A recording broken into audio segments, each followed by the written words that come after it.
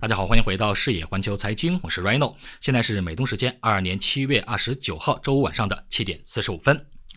今天是7月的最后一个交易日，完美收官。上个月是空头的盛宴，本月正好相反，是多头的狂欢。本月纳斯达克综合指数上涨了 12.35%， 道琼斯上涨 6.7%， 是自2010年以来的最好7月涨幅。标普就更猛了，标普7月上涨 9.11%， 是自1939年以来的最好7月涨幅。今天标普是放量上涨，修复了近期的 RSI 顶背离的状况，但另外两个隐患也即将出现。第一个就是 RSI 目前呢已经是接近超买区，再加上现在的价格已经是来到了4060到4254的强压力区间，近期依旧有回调的需求。我的部分持仓个股后续冲高后会陆续的减仓，不看大牛，回调后呢会择机再买回，也不看深跌，震荡看待当前的行情，部分波段这个计划不会改变。今天的市场有两个数据是需要关注的，第一个是6月份的 PCE 的物价指数同比上涨了 6.8%， 高于5月份的 6.3%。这个数据依旧高高在上，其实并不意外啊，因为更早发布的6月份的 CPI 是上涨了 9.1%， 所以呢，市场现在正在等待8月10号发布的7月份的 CPI 数据。由于7月份整个的食品和能源的价格已经开始下降，所以7月份的 CPI 预计会比6月份略有下降。另外还有一个数据就是在收入和支出方面，在这两个方面啊，首先我们来看这个关于收入。美国6月份的个人收入是增长了 0.6%， 经过通胀调整后的可支配个人收入是下降了 0.3%。 那么在支出方面，6月没有经过通胀调整的支出月率是增长 1.1%， 但经过通胀调整后的月率就变成了这个 0.1%， 这个 0.1 是高于5月份的负 0.4%，但低于4月份 0.3% 的增幅，说明了一点，尽管扣除通胀后的消费者支出总额仍在增加，但是可支配收入变少了，总体的增速正在放缓，通胀正在缓慢地改变消费者的习惯。比如我自己啊，因为我周末的时候是会喝一点这个 Jack Daniels 的，但是呢，我上周去熟悉的酒铺结账的时候，我发现同样规格的酒一口气涨了 20%，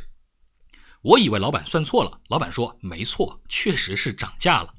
这个涨幅真的是把我惊呆了，我脑袋是嗡嗡的啊，感觉我还没喝呢就已经醉了。要是按照这个价格涨幅，以后喝的时候我得多兑 20% 的水才行。扯远了啊，说正事儿。那么从经济健康的角度来看呢，今天的这些经济数据不像连续2个季度衰退的这个 GDP 数据那么的扎眼，还不足以引起更强烈的对于经济大面积衰退的担忧。只要这个消费者支出不倒退太多，企业的盈利能力还是能跟得上的。那么反映企业盈利能力的到底是什么呢？是 GDP 吗？当然不是了，是营收和 EPS。归根到底，股票应该值多少钱，也得去看 EPS， 也就是股东的持股权益到底是增加了还是减少了。上周五的时候，咱们更新过一次标普这个新财报之后的整体情况。那么今天呢，我会和大家更新截止到今天为止整个的标普500已发布的财报的公司成绩单，帮助大家更好的从数据上去理解市场，跟随市场。现在给大家展示的是截止到7月22号，也就是上周的成绩单。在首批大金融板块的拖累下，标普在7月22号的总成绩单同比的 EPS 为负的 6.9%。那么随着本周更多的科技股还有能源股财报的披露，扭转了这个颓势。咱们来具体看一下数据。好，这是标普500截止到7月29号，也就是今天的一个成绩单，一共有279只个股披露了财报。首先，营收超出预期的占比是 75.6%， 在7月22号是 63.2%。EPS 超出预期的占比是 65.6%， 7月22号是 71.7%。总营收同比增长 14.1%， 7月22号是增长 7.2%， 总的 EPS 是增长 4.7%， 7月22号是负的 6.9%。那么 EPS 拖累最大的板块就是金融股啊，金融股的 EPS 同比是负 23.5%， 在7月22号更新的时候是负的 26.3%。那么剔除金融股 EPS， 那么整个的标普是正增长 13.8%， 7月22号的时候是正增长 12.2%。这个数据大家说是不是看上去很不错的样子？代表整个二季度都一定很好吗？我这里只能说比较稳定。二季度截止到目前的财报成绩单没有跑太偏，或者如果更细节的说，是能源股做了主要的贡献。如果我们排除掉整个的能源板块，二季度的总成绩单不算好是没有这个，并不是说那么的强劲，而且二季度的成绩单实际上就是全年的一个缩影。我们看到，尽管二季度预期总的 EPS 为正的 5.7%， 但是主要贡献就是能源。如果剔除能源板块之后，总的 EPS 是负的 4.2%。如果剔除能源还有这个金融，其他的一些板块其实增幅都不是很大。整个今年标普的增幅依旧是一个中低个位数的增幅预期。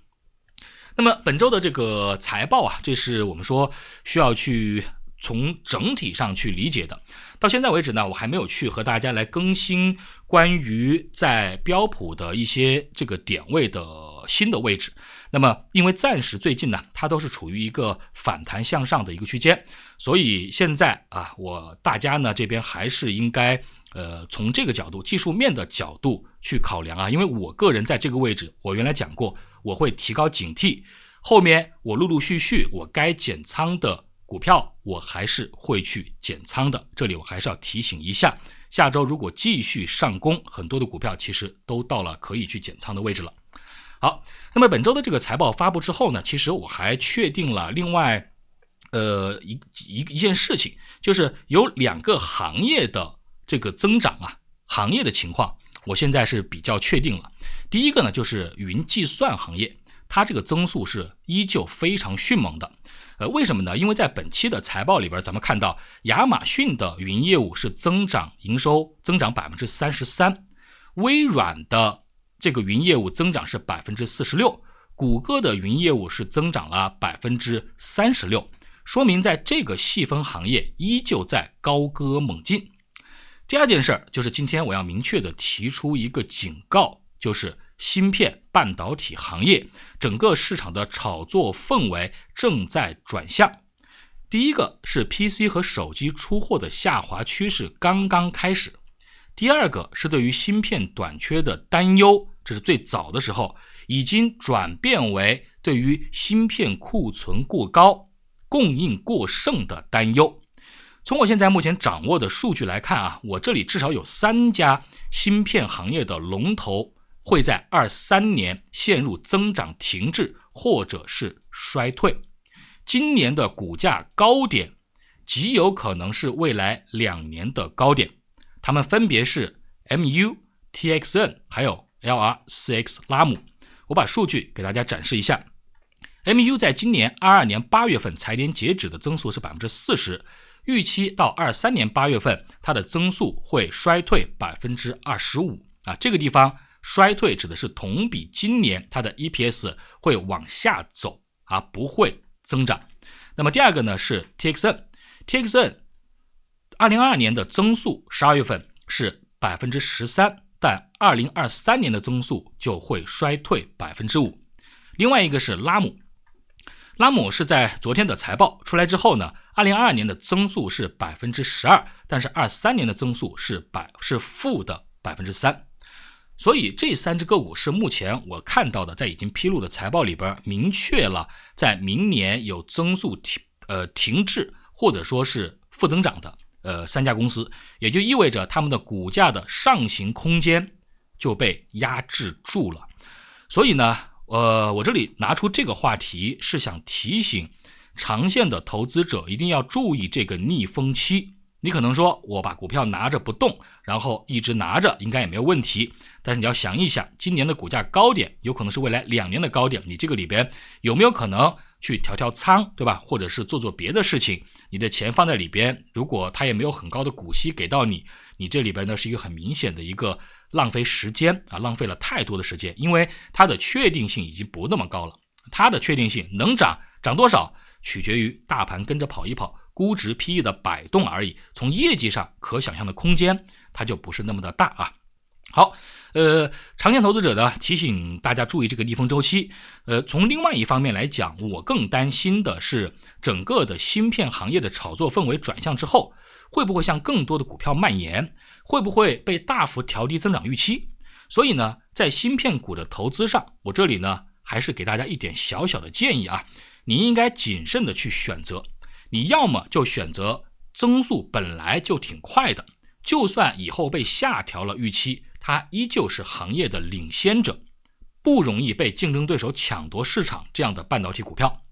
要么呢，你就是选择在行业有垄断地位的，增速可能一般，但是呢，你靠技术优势，长期啊，它在这个行业里边一直是领跑的，它涨得可能慢，但它比较的稳，它横也横得住，它不会跌得太多的这种股票，这也是可以的一个考量。那么芯片股的这个后续的走势问题啊，我认为是一定会出现分化的啊，一定会出现分化。这里边呢一定会出现是有的涨有的跌的这种情况啊，就是涨涨跌跌，不会说是同涨同跌，有的呢会陷入持续的这种阴跌啊，这是费半的指数哈。归根到底呢，就是不管你选择什么样的这个芯片股，你必须要去考虑估值和介入点位的安全性问题。后续芯片股刚才说绝对不会普涨暴涨，这个不符合经济周期还有市场的预期，那么机构资金也只会去选择基本面稳定和强势的股票抱团。其实你包括我持仓的 NVDA 在内，它尽管是属于增速较快的，但我也不会看它大涨特涨，近期冲高之后我还会减仓，争取在市场普遍预期恶化之前提前做这些动作。那么现在市场的这个整体情绪啊，很多投资者还是会认为说，像什么 SOXX 啊，还有 SMH 这样的半导体的 ETF， 甚至杠杆的 ETF 还会不会大涨特涨？我不这么认为啊，我认为这些 ETF 里边有的成分股的预期好，有的差，它一定会整体拖累 ETF 的表现。所以特别要奉劝大家不要长期重仓持有这些杠杆半导体的 ETF，因为杠杆 ETF 最怕的就是震荡行情，震荡越久损耗越高。好，这个呢就是今天啊在周末之前和大家提到的我认为值得应该去提醒的几个要点。好，到了周末了，我还是来预告一下咱们本期的会员节目，还是基于数据，从数据来出发，讲一讲本周的一些重要公司的财报，就是他们的这个财报之后的前瞻估值，包括一些最近的强支撑点位啊。通过数据，大家可以选择能够比较清楚的了解到哪些股票高了低了啊，还是说现在呢有机会还是没机会。另外呢，到了周日的时候，会和大家来更新一下在这个社区里的这个答疑帖子啊，每周会重新发一个新的。加入这个 Rhino 答疑级别的朋友们，你们到这个社区里边去找带有 QA 标志的帖子啊，在这里边有什么样的问题可以提问，我在里边每天都会一一作答。好，这个就是咱们今天节目的全部内容，非常感谢大家的收看收听和点赞转发，祝大家周末愉快，咱们下周同一时间再见。